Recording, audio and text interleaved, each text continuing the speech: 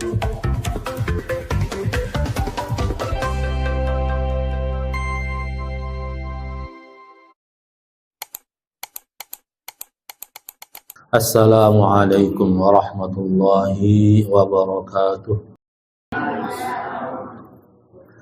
Bismillahi alhamdulillah wassalatu wassalamu ala rasulillah Sayyidina Muhammad ibn Abdillah wa ala alihi wa ashabihi wa mawala wa la hawla wa la quwwata illa billah. Amma ba'du fa ya ayyuhal muslimun usikum wa nafsi bittaqwallah faqad faza man ittaqa. Alhamdulillah kita masih diberikan nikmat oleh Allah SWT, di mana nikmat tersebut yang menjadikan kita bisa melaksanakan kewajiban-kewajiban kita, bisa melaksanakan keinginan-keinginan kita, keinginan yang Allah ridhoi, keinginan yang Allah bimbing, mudah-mudahan menjadi wasilah kita mendapatkan husnul khatimah. Hadirin jamaah yang dirahmati Allah, bahwasanya nikmat yang luar biasa besar yang Allah anugerahkan pada kita mendapatkan warisan dari orang tua kita, yaitu nikmat yang besar, yaitu nikmat iman dan Islam. Yang dimana nikmat tersebut tidak Allah berikan kecuali kepada orang-orang yang Allah cintai saja. Maka kita patut bersyukur pada Allah dan berterima kasih pada orang tua kita yang telah mengenalkan kita kepada Allah dan Rasulnya, menjadikan kita muslim. Kullu mauludin yuladu ala fitrah fabawahu yuhawidani ayunasrani ayumajisani. Setiap anak yang lahir, setiap anak Adam yang lahir, yuladu ala fitrah, dia dilahirkan dalam keadaan bersih, suci. Fitrah dalam artian, dalam surat Al-Maidah sudah Allah jelaskan ketika ibu mengandung anaknya dalam rahimnya, ketika dihidupkan ruh oleh Allah, Allah tanya, alastu bi rabbikum, bukankah saya Tuhanmu? Qalu bala, semua menyaksikan bahwasanya Allah Tuhannya. Maka setiap bayi yang lahir, setiap anak Adam yang baru dilahirkan, yuladu ala fitrah, dilahirkan dalam keadaan suci, dalam keadaan muslim. Fa'abawahu, maka kedua orang tuanya lah, yuhawidanihi yuhawinasra yumajiasi, yang menjadikan dia orang Yahudi, Nasrani atau Majusi. Alhamdulillah kita dilahirkan dari orang tua yang muslim, sehingga mengajarkan kita tentang Islam. Lalu apa kewajiban kita? Menjadikan Islam kita lebih baik daripada kedua orang tua kita. Karena orang tua sudah memberikan kita fondasi. Pertama kita lahir, yang kita dengarkan adalah kalimat-kalimat thayyibah berupa azan. Dikenalkan di situ sama orang tua kita. Maka menjadi warisan yang luar biasa berharga. Maka wajib kita jaga anak-anak kita yang di samping-samping ini. Mereka berusaha, mudah-mudahan Allah bimbing menjadi rijalun qalbuhu muta'alliqun bil masjid, pemuda-pemuda yang hatinya tergantung, terikat di masjid, karena mereka besar di lingkungan masjid, sehingga menjadi orang-orang saleh, menjadi muslim hatta sehingga kita menemui Allah SWT. Wa'bud rabbaka hatta ya'tiyakal yaqin, sembahlah Tuhanmu sampai datang kepadamu keyakinan, yaitu kematian. Di mana zaman sekarang yang kita hadapi luar biasa, zaman penuh fitnah, sebagaimana sudah Rasulullah sabdakan, sudah Rasulullah prediksi akan datang zaman di mana Akhir zaman di umatku itu luar biasa fitnahnya.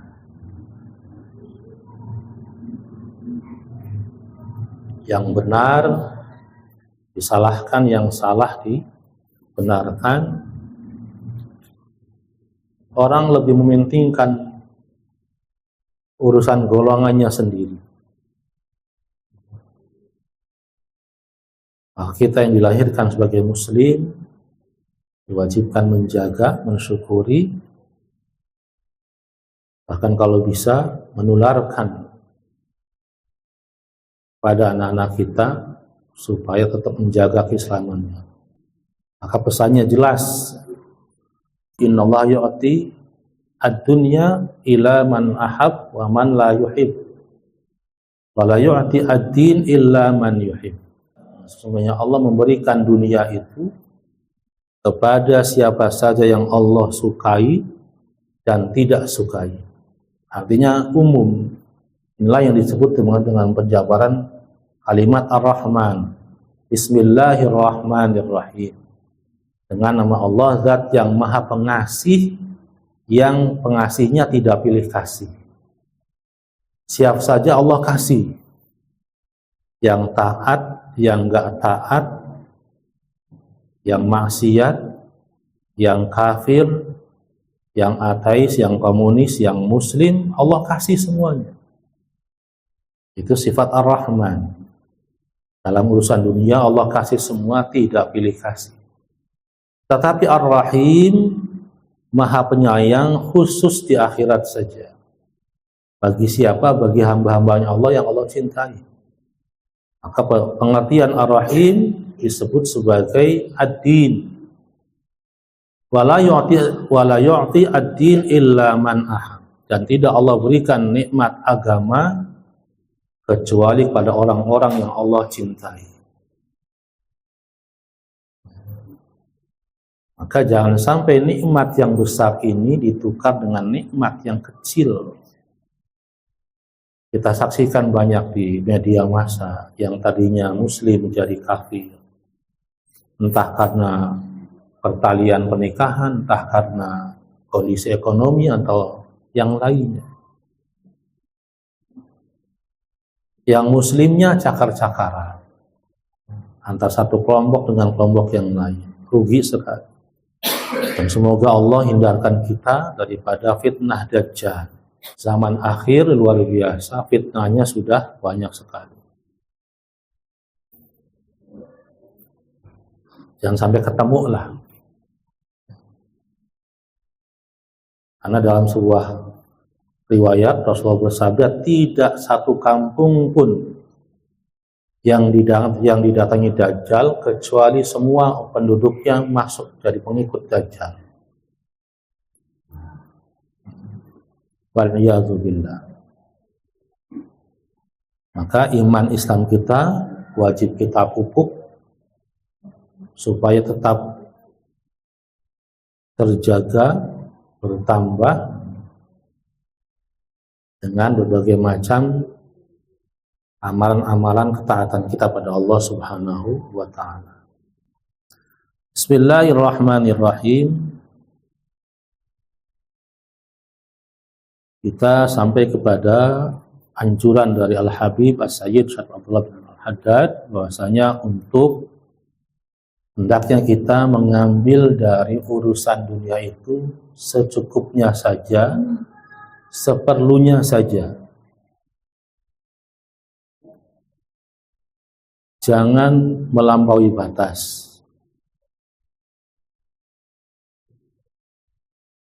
Kemudian juga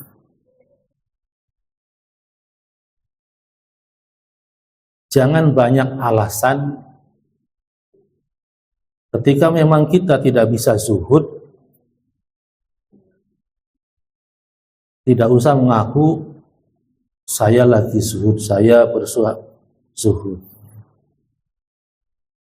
Karena tingkah laku kita juga bisa dilihat bagaimana orang zuhud itu.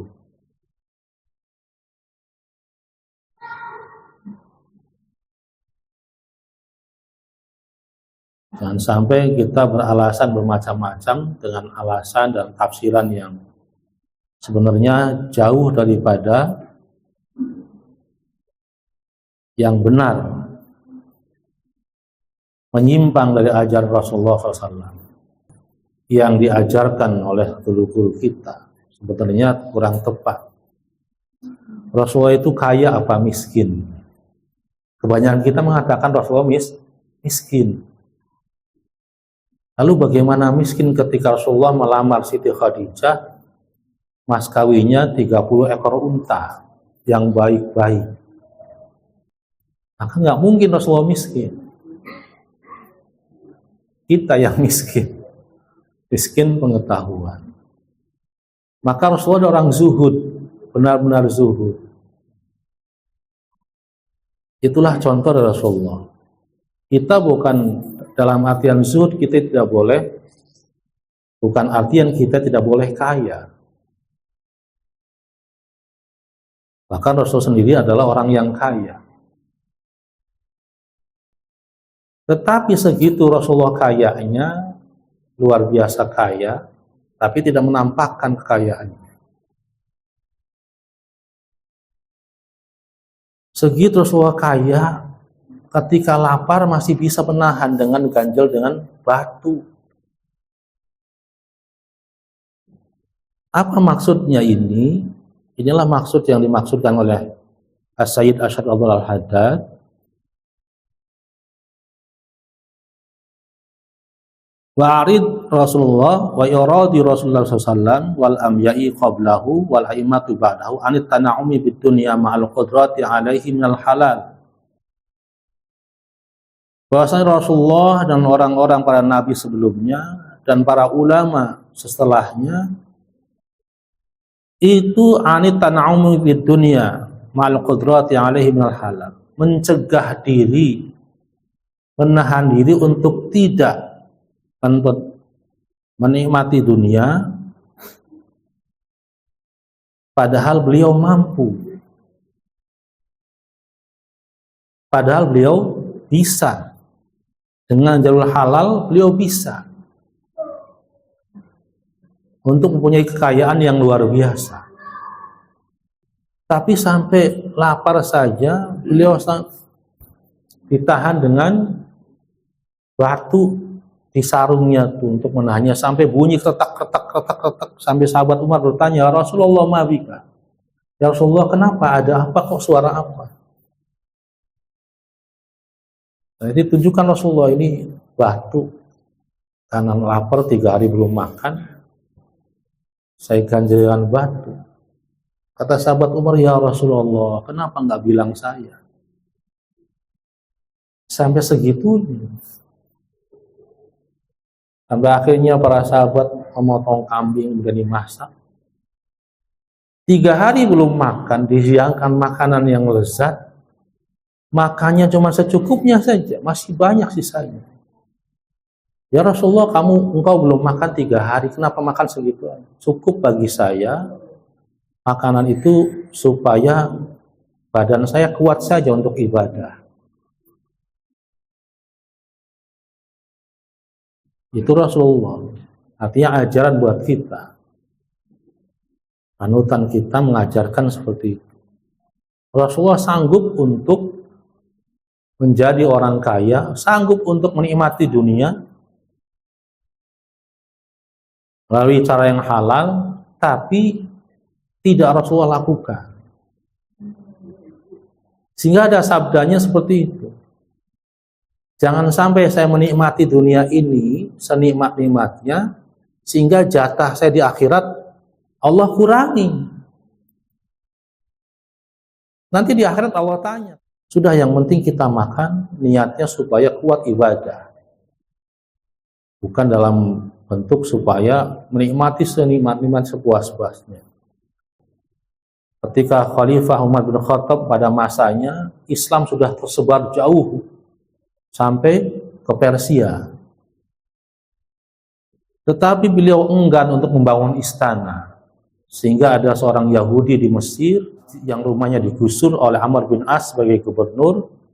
Ketika untuk dilebarkan pembangunan masjid, digusur rumahnya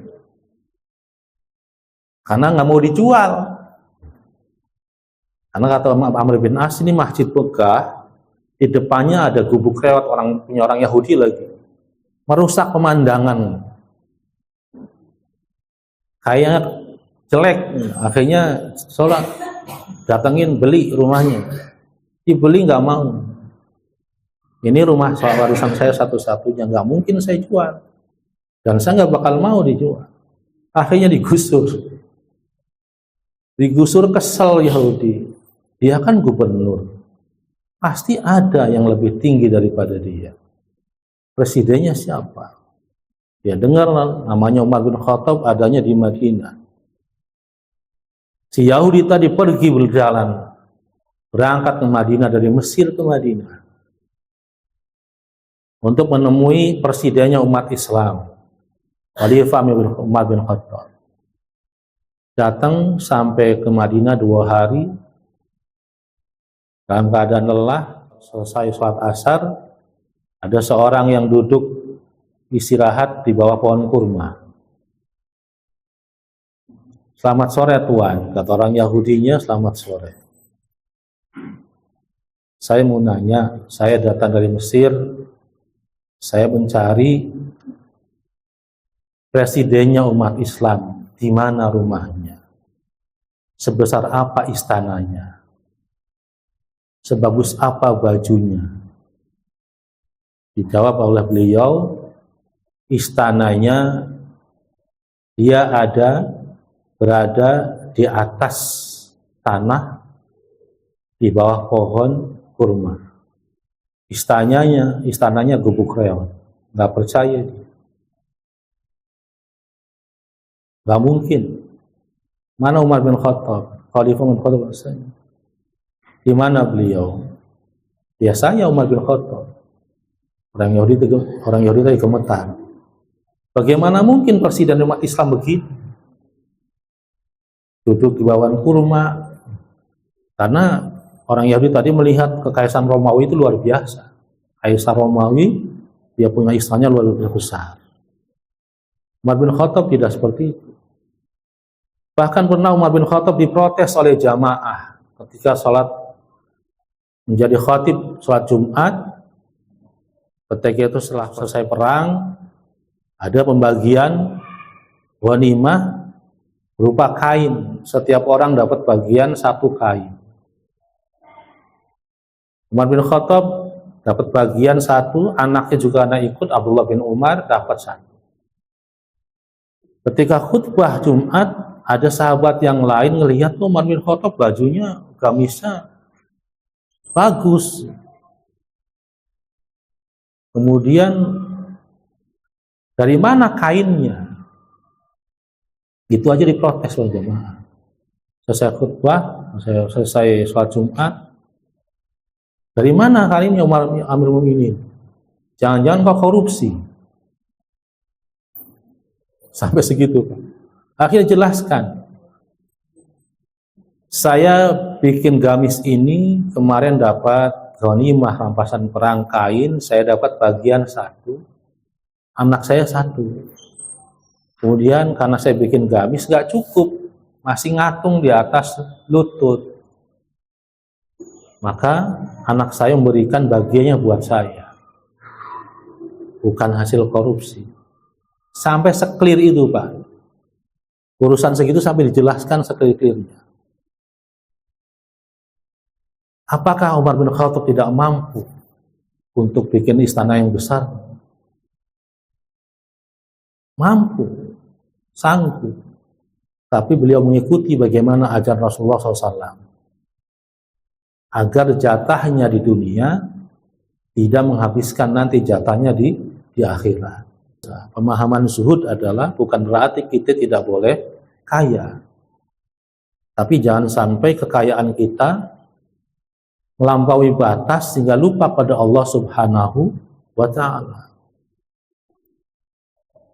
Disalurkanlah kekayaan-kekayaan itu di jalan-jalan Allah.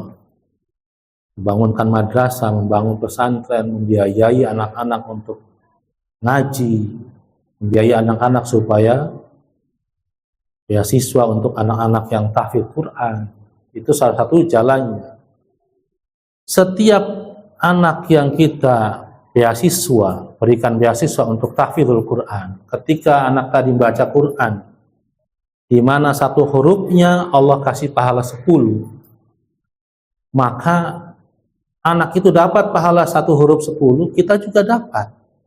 Karena kita menjadi wasilah anak tersebut menghafal Quran. Maka luar biasa pahalanya. Jangan salah, Pak. Apalagi anak itu ketika dia sholat tahajud, kemudian membaca Quran, ketika selesai Fatihah dia baca Quran, suratnya bukan surat-surat pendek, yang dia hafal semuanya, Pak. Di mana ketika orang beribadah sholat, kemudian membaca Quran, setelah Fatihah bukan surat-surat pendek, itu beda pahalanya, Pak. Pahala membaca Quran biasa, tadarus habis subuh gitu ya, itu pahalanya satu huruf 10. Tapi ketika dibaca ketika sholat, pahalanya satu huruf jadi 100, Pak. Bayangin, Pak, 100. Barang ketika sholat tahajud, khatam surat Al-Baqarah gimana? Berapa miliar pahala yang dia berikan, yang Allah berikan pada si anak hafidz tadi, kita juga dapat yang memberikan beasiswa agar anak itu bisa hafal Quran. Jadi nikmat dunia yang Allah berikan kepada kita salurkan kepada jalan Allah, membantu orang-orang yang kurang mampu, yang kurang beruntung, membantu orang-orang miskin. Karena kebanyakan orang membantu itu pengennya supaya tenar, sehingga bikin masjid harganya 3 miliar, biayanya 3 miliar. Padahal di samping masjid ada rumah gubuk reon. Itu kalau disidang sama Allah bagaimana? Iya, bangun masjid bagus. Tapi jangan sampai seperti Menara Gading. Bagus, sekitarnya tidak terurus. Makanya benar pesan daripada Kanjeng Sunan Gunung Jati, isun titip tajuk lan fakir miskin. Saya titip tajuk dan fakir miskin. Saya titip masjid, juga fakir miskinnya diperhatikan.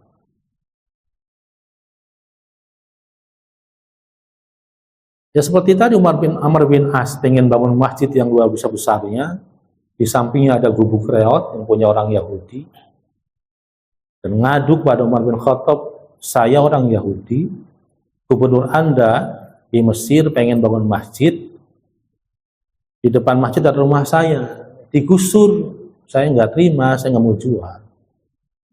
Ya sudah, kamu cari di sana tuh ada tong sampah, cari tulang. Ketemu tulang unta, dibawa digores tuh sama Umar bin Khattab, digores, nih kasih sana ke Amr bin As, gubernur saya. Si Yahudi protes, ya Amirul Mukminin, saya jauh-jauh dari Mesir ke sini ngadu minta solusi, malah kasih tulang, digores saja. Kecewa saya. Sudah sampaikan sana Amr bin As. Ya nurut. Kata Amr bin As, ya Amr bin As, gubernur, saya sudah ketemu Amirul Mukminin Umar bin Khattab, beliau nitip salam buat Anda, ini bentuknya tulang, digores membedang. Amr bin As karena imannya masih kuat luar biasa, ngelihat itu langsung gemetar, langsung duduk gemetar. Orang Yahudi tambah bingung, kenapa kok kasih tulang doang gemetar? Kata beliau, ini tulang, pesannya dalam hukum ini, kalau saya memimpin tidak bisa berlaku adil, tidak bisa lurus, nanti saya luruskan pakai pedang saya. Maka akhirnya sama Amr bin As, proyeknya digagalkan, proyeknya ditunda, gak usah bangun masjid lagi, bangun lagi rumah rewatnya. gubuknya dibangun lagi dengan bagus. Orang Yahudi tadi kaget, kemudian masuk Islam. Sudah, saya ikhlaskan saja. Dalam artian bahwasanya kekayaan kita yang Allah berikan pada kita jangan sampai melalaikan kita dari kewajiban kita pada Allah Subhanahu, bahkan menjadikan sebagai sarana untuk lebih dekat pada Allah Subhanahu wa Ta'ala. Jangan seperti sahabat Rasulullah yang namanya Tha'labah. Hidupnya susah, minta sama Rasulullah untuk jadi orang kaya, setelah kaya malah jadi orang yang mungkar. Maka di sini makolahnya adalah seperti itu. Rasulullah dan orang-orang para nabi sebelumnya dan ulama-ulama setelahnya menahan diri untuk tidak mengikuti keinginan hawa nafsu, menikmati dunia sepuas-puasnya, padahal mampu, padahal bisa, dengan jalan yang halal bisa. La yakhfa 'ala man lahu adna al-ma'rifati bil ilmi. Dan itu semua diketahui oleh orang-orang awam bahwasanya Rasulullah mampu. Wa idza lam taqdir 'ala zuhdi fid dunya fama anta tarifa birraghbati fiha wal hirsi 'alaiha walasta ini bukan maklufan ya, walasta ma'thuman illa 'alaiha wa tamatu biha 'ala wajhi muharramin fi syar'i. Wa idza lam taqdir 'ala zuhdi, dan jika engkau tidak mampu untuk zuhud,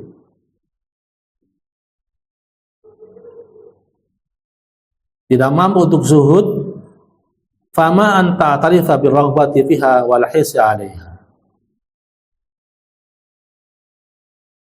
Maka akui saja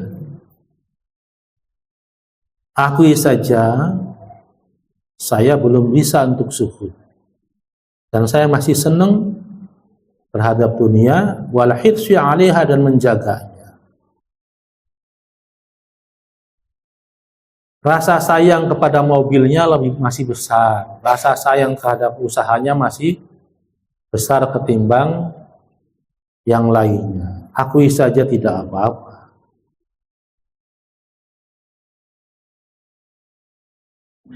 Walasta ma'tsuban, dan tidaklah kamu menjadi berdosa ketika kalian mencari dunia kemudian menikmatinya. Tidak berdosa asal ala wajhi muharramin fi syar'i, asal jalannya bukan jalan yang diharamkan oleh syariat. Silakan, asal jalannya yang benar. Wa zuhdu maqamun fawqa dzalika. Yang namanya zuhud itu makomnya ada lebih daripada itu. Sebagaimana yang dicontohkan Rasulullah dan para sahabatnya. Mampu, sanggup, tapi bisa mengendalikan diri, bisa menahan diri.